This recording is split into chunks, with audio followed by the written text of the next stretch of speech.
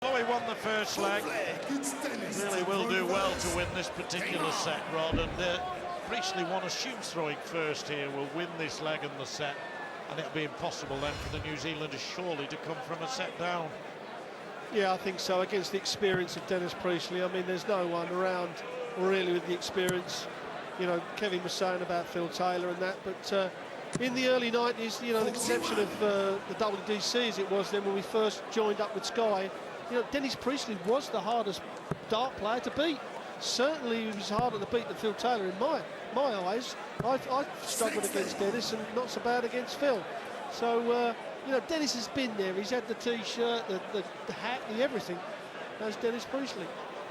Remarkable thing about Priestley is that when he won the world title, the first ever PDC, WDC as it was then, world title in '94, it was on the group stage, and the following year he went out of the competition in the first round.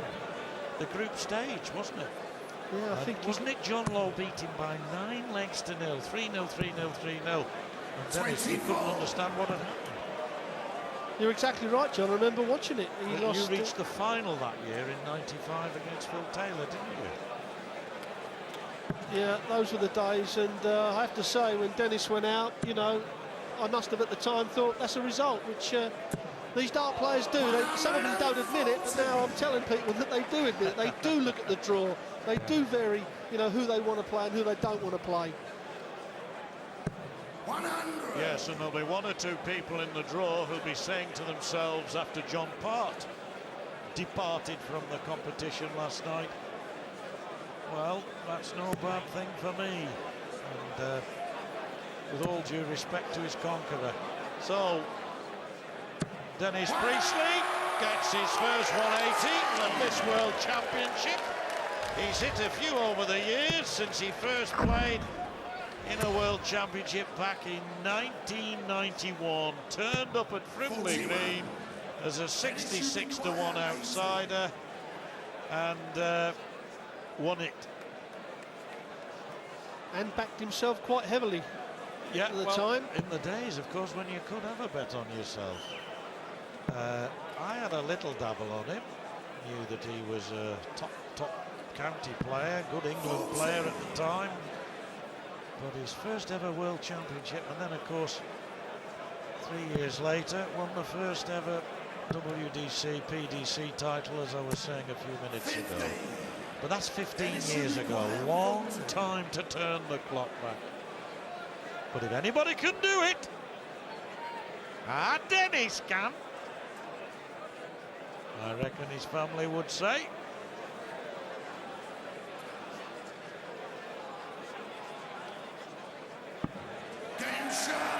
Well, the first set indeed to Dennis Priestley by 3 legs to 1, went a leg down, but came back well and looks pretty happy with it. Cannot miss. Second set.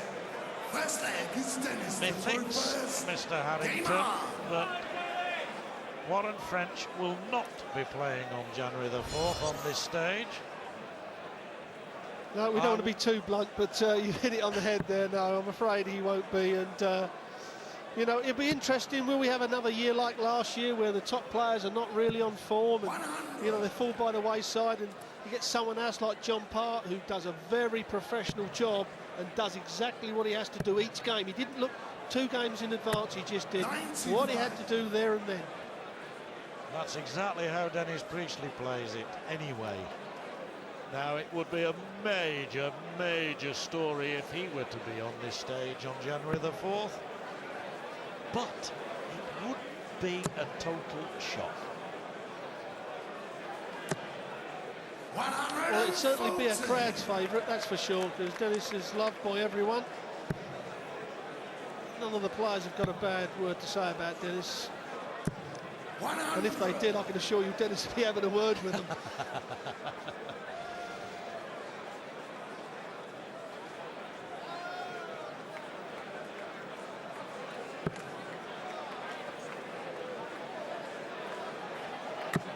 She's going to lift it up a bit. Now he's coming down anyway for the ball. 45. Unconvincing, but not really being pushed here.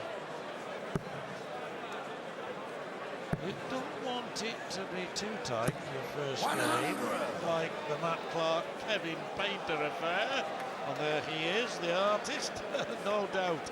As we heard from that interview anyway, very, very relieved and paid great respect to his opponent. Like I said, he admitted that he and Matt Clark both threw brilliant in that last set, and they did.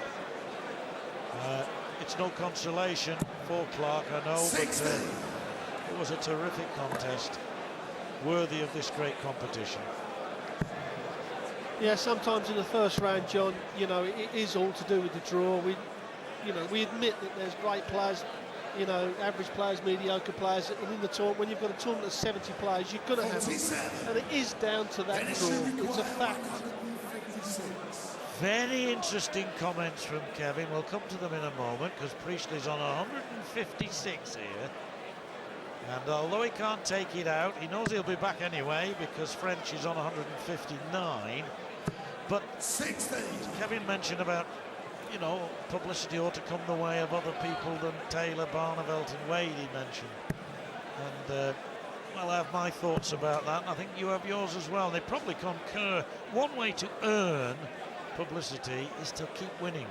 And nobody got more publicity in 2004 than Kevin Painter. And that's because he played in one of the best finals we've ever seen. Well, it's exactly right, John. You know, you earn respect and the fame through winning TV tournaments. And the fact that Phil Taylor wins most of them is not Phil Taylor's fault. It's the fault of the other players.